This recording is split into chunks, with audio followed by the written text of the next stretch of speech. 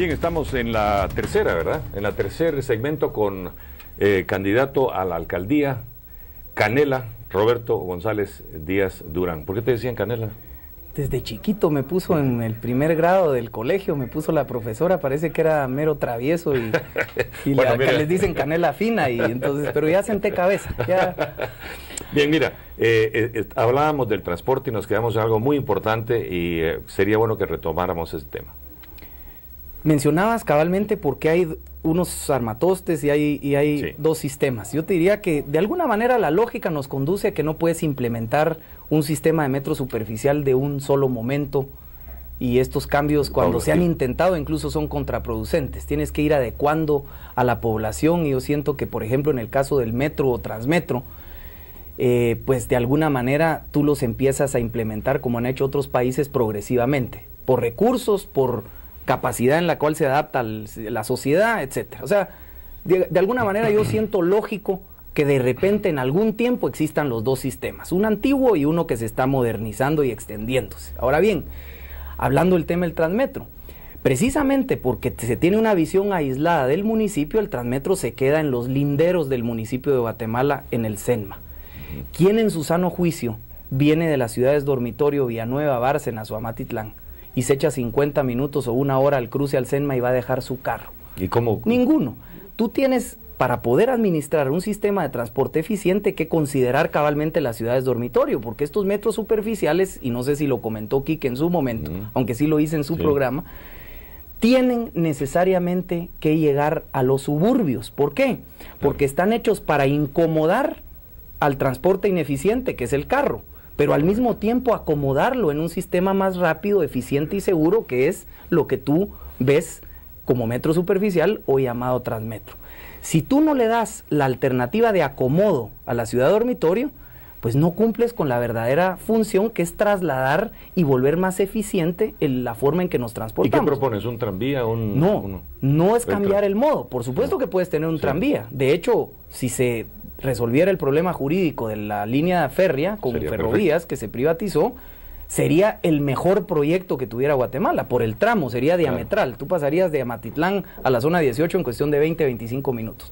Pero no es el modo lo puedes adecuar. Es en ese mismo modo que tú escoges, que es metro superficial, tienes que considerar en tu propuesta a las ciudades dormitorio. Y es ahí donde empiezas tú a ver esos cortocircuitos.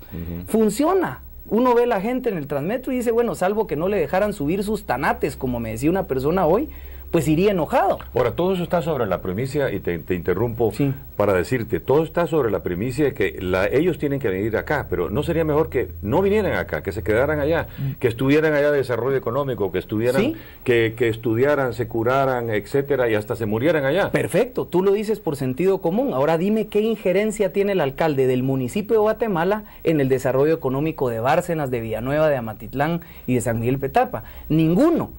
Entonces, incluso hasta en eso, para ponerte de acuerdo, por ejemplo, en otros países tú tienes incluso hasta los cobros de las escuelas, son más baratos para aquellos que viven en el mismo suburbio. ¿Para qué? Para que no te vengas. Fíjate que acabo de ver una estadística de Carretera El Salvador, de todos los colegios que subieron a Carretera El Salvador, y el 17% de los alumnos de Carretera El Salvador, ¿sabes qué viven? Viven en Misco. Viven en Misco, entre Ciudad San Cristóbal y Misco. O sea, imagínate tú, se van 17%. 17%. Eso me parece inaudito. ¿Por qué? Porque ese 17% pasa todas las mañanas, los pobres alumnos a las 5 de la mañana cabeceando, me los imagino a las 7 de la mañana, aquellas cabeceadas tremendas, y el costo para todos. Pero ¿cómo se puede resolver eso? Bueno, porque no podemos obligar a los colegios a irse para allá. Primero teniendo un órgano que se responsabilice por esos temas.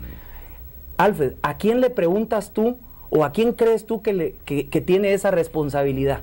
Uno dice, ¿será Segeplan? ¿Será el Ministerio de Economía? ¿Será el Ministerio de Comunicaciones? No, son las MUNIs. Pero vas a la MUNI y te dicen, no, fíjese que esos son los colegios de Misco. Lo que no tenemos como sociedad es ese órgano. Por eso es que el gobierno debe participar con este órgano que se vuelve el responsable para temas de vivienda, para temas de saneamiento, temas de basura, temas de transporte, y no lo tenemos. Entonces, te vas a dar cuenta que muchas de estos cuestionamientos que tú dices naturalmente, es bueno volverlo a manifestar, y cualquier candidato te diría, sí, hay que ordenar esto y lo otro. Bueno, pero ¿con qué? Tú decías al principio, ¿cómo? El cómo inicia con este órgano que se responsabiliza de los problemas que no son comunes. Si no, vamos a seguir con el mismo modelo. Y va a colapsar, porque digamos, la carga vehicular que puede soportar la ciudad de Guatemala tiene un límite. Sí. Llega un momento en que ya no se va a poder. Y creo, sin haber visto el programa, te soy honesto, de el otro candidato, Godoy, que, porque he estado con él, tiene una visión no solo de descentralización, sino que de centralización y de densidad adentro del municipio. Mire, no se vaya a vivir fuera, véngase a vivir aquí y crezcamos como Manhattan, digamos, ¿verdad? No sé si dice eso, pero ahorita mejor hagamos una cosa, hablemos de, transporte y vialidad, que es un tema de suyo tan extenso y tan complejo, porque realmente lo mejor sería que la gente viviera en aquellos lugares, pudiera tener ahí acceso a trabajo, empleo, etcétera, y no es así, todo se centraliza hacia acá y es al revés. Lo que queremos es que la gente se vaya para allá, pero bueno, eso forma parte de todo un enfoque de desarrollo estratégico a nivel nacional, que creo que le toca a CGPLAN y trasciende, digamos, la responsabilidad de un alcalde. Agua y saneamiento. Agua, ahorita tenemos problemas con el agua. Ya la capa freática hace ¿qué? ¿Cuántos años estaba? 46 años. En 46 años estaba entre 400 metros o 400 metros, está ahora a 1400 pies. Es una cosa horrorosamente... y entre más cemento tenemos, menos permeabilidad, la capa freática no se reconstituye, además de que hay deforestación y que estamos tomando más agua y usando más agua. ¿Cómo lo hacemos? Mira, hay una ruta, yo le llamo tradicional porque la he escuchado en planificaciones ya con otros foros, y no es inventar el agua azucarada. Lo primero que tú tienes que hacer es rehabilitar y recuperar parte de lo que ya produces. Empezando porque hay déficit de caudal, es decir, hay menos agua produciéndose de la que necesitamos.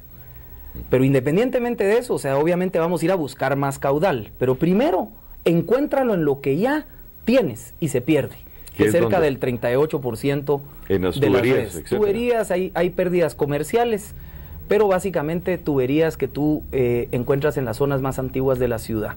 Ahí se va el 25, 28% se estiman en la zona 6, zona 3, zona 2, zona 1, entre otras. Pero eso es producir agua, que cuesta dinero. Yo siempre digo que un tonel de horchata, el doble del costo de un tonel de hacer horchata, es hacer agua potable, en sulfatos, en químicos, en potabilización. Entonces, solo para que nos demos una idea. Y perdemos, digamos, un 40%, estás hablando de casi 1 metro cúbico por segundo, un poco menos. 1 metro cúbico son 8 toneles por segundo que se pierde, para darnos una idea y ayudar al televidente. Entonces, primero lo que tienes que hacer es cómo minimizas esa producción y no la pierdes. Segundo, otros mantos acuíferos fuera del valle en donde está sentada la ciudad, donde por casi 50 años se ha explotado indiscriminadamente.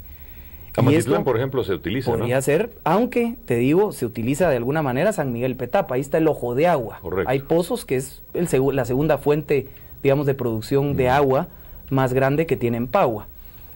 Hay pozos, de hecho se están planificando en algunos proyectos en San Miguel Petapa, pero tienes que tener mucho cuidado de no desbalancear de alguna manera la ecología de Amatitlán.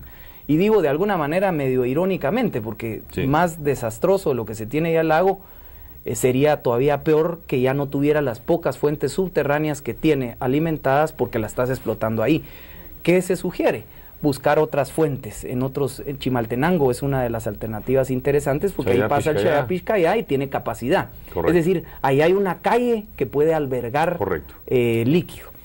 Bueno, ese es el segundo. Y el tercero, que lo tienes que empezar ya a nivel metropolitano, son las grandes o el gran acueducto noroccidental que está diseñado desde los años 80, que es traer cerca de 2 metros cúbicos por segundo a la ciudad, que nos resolvería más o menos el déficit por unos 70 años a partir de ahora. Y eso ya lo tienes que hacer, digamos, con un alcance nacional, con el gobierno y no solo para agua. Correcto, tienes que ir haciendo embalses aprovechar turismo, aprovechar incluso energía eléctrica, si puedes, riegos, etcétera. Correcto. Ya no lo puedes hacer solo para el municipio de Guatemala. Vamos a ir a un corte, pero también cuando regresemos vamos a tocar un punto muy importante, y es cuál es el costo real que deberíamos de pagar nosotros. Es decir, ¿cuánto debería de pagar yo en mi casa por el agua que yo recibo, en términos de, para ver si alguien está subsidiando eso, sí, y si quizás debemos de pagar más para que tengamos entonces más recursos para hacer esos proyectos? Usted no se vaya.